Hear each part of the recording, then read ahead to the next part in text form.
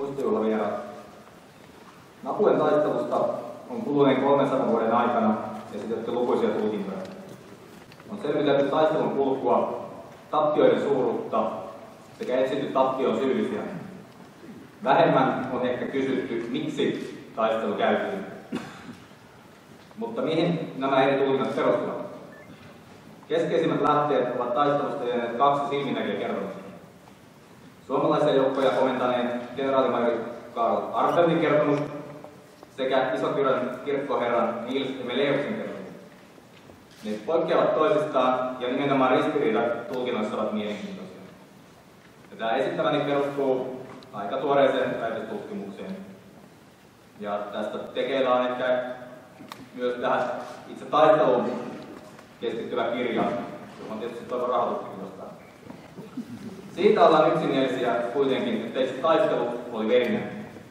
Mutta etenkin syyllisten etsinnässä, ketkä poistuivat ensin taistelukentältä, on esitetty eri selityksiä. Hemmeleus syytti tappiosta ratsuväkeä. Armfeld talonpojista koottua, keihäin varustettua ja vain sotilaallisen pikakoulutuksen saanutta nostoväkeä. Taistelua ennen ylempiupseeristo oli kokoontunut sotaneuvottelun Iso-Kyrön pappilaan. Armeijalle oli tullut tieto vahvan venäläisarmeijan lähestymisestä. Joukkojen komentaja Armfeldtin kanta oli, että taisteluun ryhdyttäisiin läheisellä Napuen kentällä. Tieto sotaneuvottelusta on peräisin Hemmeleuksen kertomuksesta. Armfeld puolestaan sivusi koko sotaneuvottelun todeten yksioikoisesti kenraalien valinneen Napuen kentän taistelupaikasta. Miksi?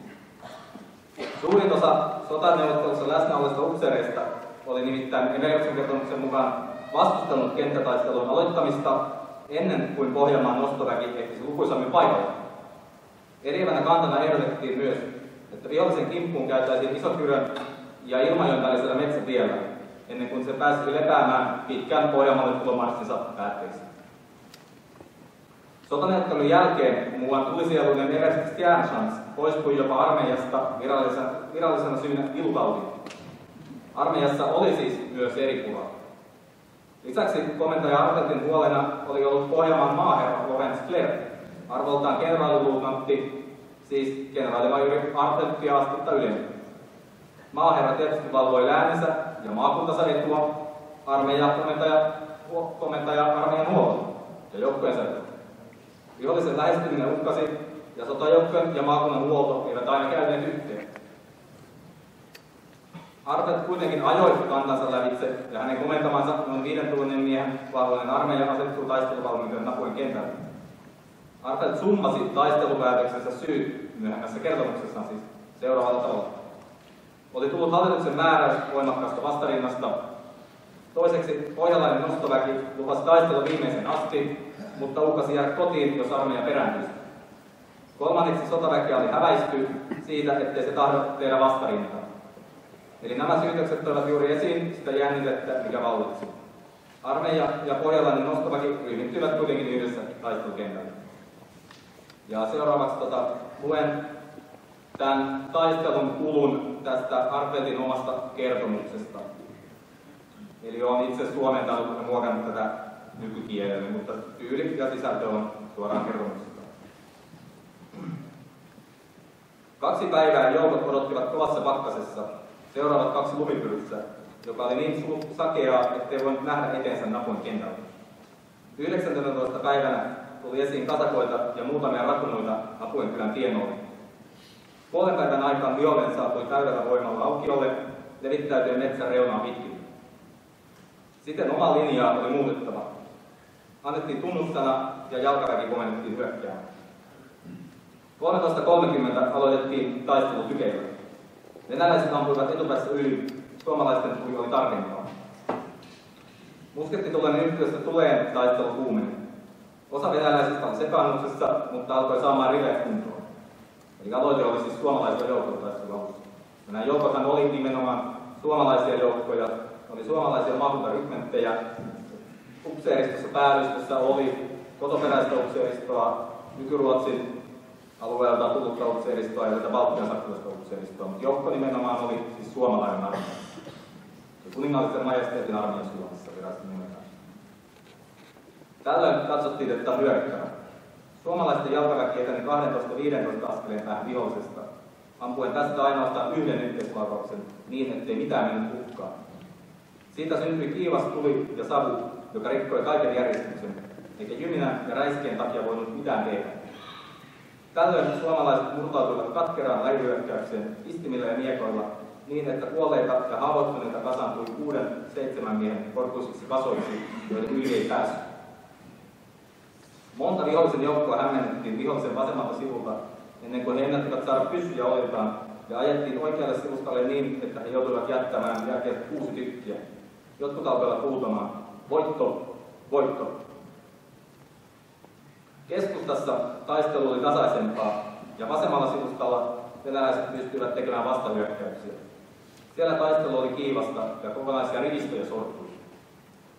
Kunnes kasakat ja eräs ratsuväkirykmentti, jotka tulivat vihollisen oikealta sivustalta ja takaa metsästä, hyökkäsivät huudoilla ja kirkumalla suomalaisten selkään. He pelottivat talonpojat, mistä syntyi aukkoja, joihin vihollinen tunkeutui ja erotti suomalaiset toisistaan, ja piirittivät vasemman sivustaan taisteluryhmän, joka oli syynä meidän tappioon. Syntyi epätoivoinen miekkailu ja tappaminen. Vasemman sivusta ratsuväki yritti avustaa jalkaväkeä niin kauan kuin upseerit olivat johtokykyisiä. Vihollinen pakotti suomalaiset pysähtymään ja kääntymään kaikkiin suuntiin. Kiireesti lähetettiin avunpyyntö Lapujen kylään. Tämä kuvaa siis tilanteen epätoivoisuutta. Taistelu muuttui nopeasti. Mutta se joukko ei päässyt apuun, sillä se oli aivan sekoittunut vihollisiin. Sillä oikean sivustan ratsuväki piti vihollisen ratsuväkeä silmällä, joka liikkui hitaasti. Mutta kun tämä joukko näki suomalaisen jalkaväen hädän, se raivoisasti ahdisti ja täytti kaikki tiet ja kentän niin, että meidän sekä ratsuväen että jalkaväen täytyy tunkeutua läpi ja pitää puoliaan niin teillä kuin metsissä. Laukauksia ja voimakasta ampumista kuultiin aina yöhön asti. Sitä rohkeutta, miehekkyyttä ja kestävyyttä, jota jokainen ylhäinen ja alhainen osoitti taistelussa, ei voi kylliksi kiittää. Ei voi tarpeeksi sääliä kaatuneita upseereita ja sotilaita. Muisto siitä tunkeutuu sydämen läpi, miten kaikki osoittivat sanomatonta rohkeutta ja uskollisuutta kuolemaan asti, sekä polvillansa kyyneleet ja rukoilivat Jumalalta apua. Monta kuollutta nähtiin makaavan musketit käsissään, pistin kiinni vihollisesta. Jollei korkein olisi toisten tyhjensyyden tähden määrännyt, jota asianlaitaa vihollisen on täytynyt vihastuksella tunnustaa, että Jumala itse on repinyt meiltä voiton käsistä, jota ei kukaan voi inhimillisen arvostelun mukaan epäillä. Jos me olisimme olleet vähän voimakkaampia, meillä olisi tottumattoman kumppan asemasta hyviä sotilaita, niin koko vihollisen voima olisi voitu lyödä. Kuitenkin voitettiin tällä se, että viholliselle jäi kunnioitus, eikä se tästä edes tohdi alkaa taistelun ilman moninkertaista ylivoimaa. Taistelu oli verinen kuolikamppailu, jonka seurauksena ainakin 2000 suomalaisten ryhmättien sotilasta ja nostamiestä makasi kuolleena kentällä. Selviytyneet olivat ajallaan pitkin Etelä-Pohjanmaata. Taistelu oli yksi suuren Pohjansodan verisinnistä. Esimerkiksi Pultavassa vuonna 1709 ruotsalaisten kokonaistappiot olivat 49-57% suuruutta.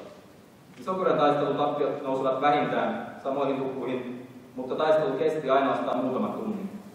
Kaatuneiden osuus tappioista muodostui myös suhteellisesti paljon suuremmaksi kuin Pultavassa.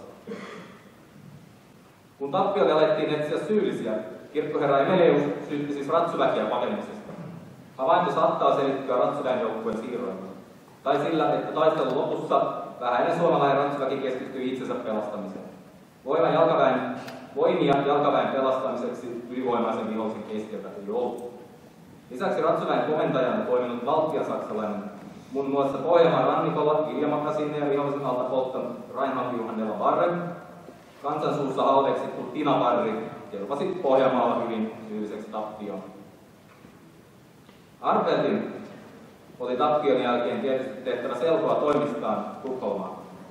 Hän kirjoitti kertomuksensa taistelusta kuukautta myöhemmin. Arveltin oli kunniansa tähden tehtävä selväksi, ettei hän itse ollut syypää tappioon. Arvelt ylisti kaikkien joukkojensa urheutta, mutta syytti tappiosta epäsuorasti kokematonta nostoväkeä todeten, että toteamalla, jos me olisimme olleet vähän voimakkaampia ja meillä olisi ollut tottumattoman oman asemasta hyviä sotilaita, niin koko vihollisen voima olisi tuhota. Arvelt palasi tässä kohtaa syytökseen nostoväen pakenemisesta. Sen sijaan ratsuväen paosta hän ei puhu mitään. Arpentille oli tärkeää vierittää vastuuta tappiosta muille. Syyllisten etsiminen on kuitenkin näissä olosuhteissa ymmärrettävää, mutta jälkikäteisarvioinnissa on ehkä kohtuutonta ja jopa epäloogista, mikäli tuntee aikakauden taistelutapaa. Nostoväkeä käytettiin taistelussa suomalaisen jalkaväen rintamaan syntyneiden aukkojen paikkaamiseen. Eli tällöin tietysti venäläiset hyökkäsivät suurimmalla voimalla keihäinvarustettujen talonpoikien kimppuun. Näinhän sotilas toimii. Esimerkiksi ratsujoukon iskua oli kouluttamattoman joukon mahdotonta pysäyttää. Ainoastaan musketin käytön automaatiotasolle omaksunut jalkaväki pystyi pysäyttämään hyökkäyksen yhteislaukauksella. Musketin käyttö vaati kymmeniä liikkeitä, vuosien harjoitusta ja liikkeiden toistoa lihasmuistiin. Eli todellakin sotilaskoulutus oli siihen aikaan tehokasta. Ja tämä toiminta piti viedä automaatiotasolle lihasmuistiin. Sillä tavalla tämmöinen hyökkäävä vihollinen voitiin tuhota tai pysäyttää, varsinkin ratsuväki. Eli on aivan absurdia esittää siitä arvioita, että onko kyse pelkuruudesta tai rohkeudesta, vaan se on tämmöinen automaatiotapa, että kouluttamalla saadaan joukko toimimaan sillä tavalla, että tämmöinen ratsuväen hyökkäys pystytään pysäyttämään.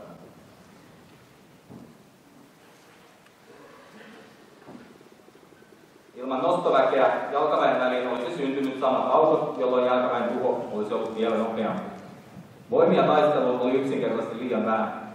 Venäläiset osasivat hyödyntää kaksinkertaista ylivoimaansa, siis noin 10 000 miestä, eivätkä sortuneet virheisiin. Miksi näistä syistä huolimatta ryhdyttiin taisteluun Napuen aukioon? Arpent näyttää pyrkineen ratkaisevaan yhteenottoon ja tällaisen mahdollista taistelua avoimella kentällä. Sotapäällikön kunnialle ei sopinut ylläkäydä metsissä vihollisen kimppuun maantierakentavaa. Soturikunnian kannalta kenttätaistelu oli kunniakas taistelumuoto ja tapa, jolla suuri komentaja johti joukkonsa voittoon tai tuhoon. Joukot pysyvät koossa kentällä, sillä metsässä ne olisivat voineet hajaantua ja seurauksena olisi voinut olla vain uusi perääntyminen. Taistelupäätöksen taustalla vaikutti merkittävästi myös Arpentin edeltäjän komentaja Georg Lübeckerin kohtalo. Sekä Arpenttia ja hänen joukkojaan arvostelleet kirjeet, joita Suomesta oli kirjoitettu Tukholmaan. Niissä toivottiin meikäläisten kerrankin pysähtyvän sekä Suomeen lähdettäväksi hyvää komentajaa.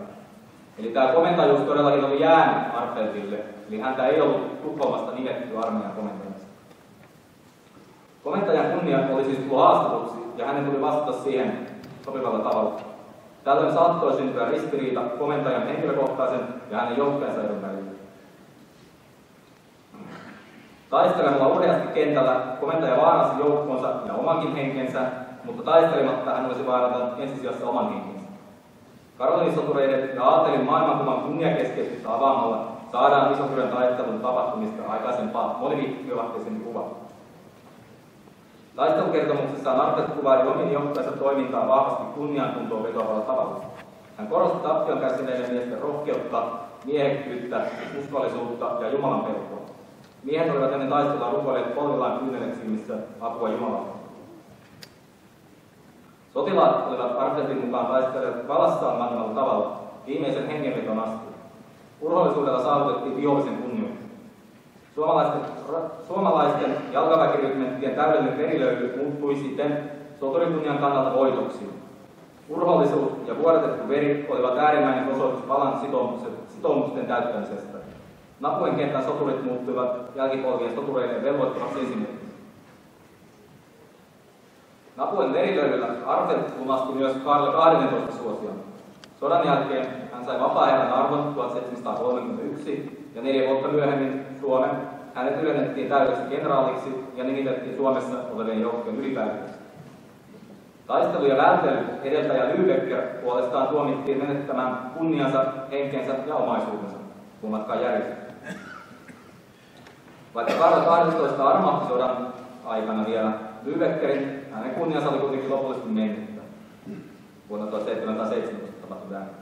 Lübecker Topeliuksen kertomusten ison vihan Klingsborg, viitaten siis tähän Suomen sodassa vetäytymispolitiikkaa ajaneeseen Klingsborgin. Vetäytyi armahduksensa jälkeen Tukholmasta kotitilalle ja kuoli pian vuonna 1718. Ja näin kävi kunniattomalle Lübeckerille. Napuen kentälle käytiin lopputaisteluun ehkä paljon inhimillisempien syiden takia kuin aikaisemmin on ajateltu. Itse taistelun ryhtyminen oli kovien ponnistelujen takana, eikä voiton mahdollisuuksia ainakaan jälkikäteen arvioiden ollut kuin teoriassa. Tunsivatko joukot tilanteen vai uskoteltiinko heille voiton mahdollisuuksista? On ehkä uskottavampaa, että myös sotilaat ja talonpojat ymmärsivät tilanteen vakavuuden ja koko armeijan hajoamisen ja kotiensa tuhon tulevan edessä, jos peräännyttäisiin. Kunniakkaampaa oli aseisiin tarttuminen. Siten arveltiin joukot yhdessä pohjalaisen nostolain kanssa olivat ehkä enemmän tilanteessa, jossa tuskin voimme voittaa, mutta voimme ainakin taistella.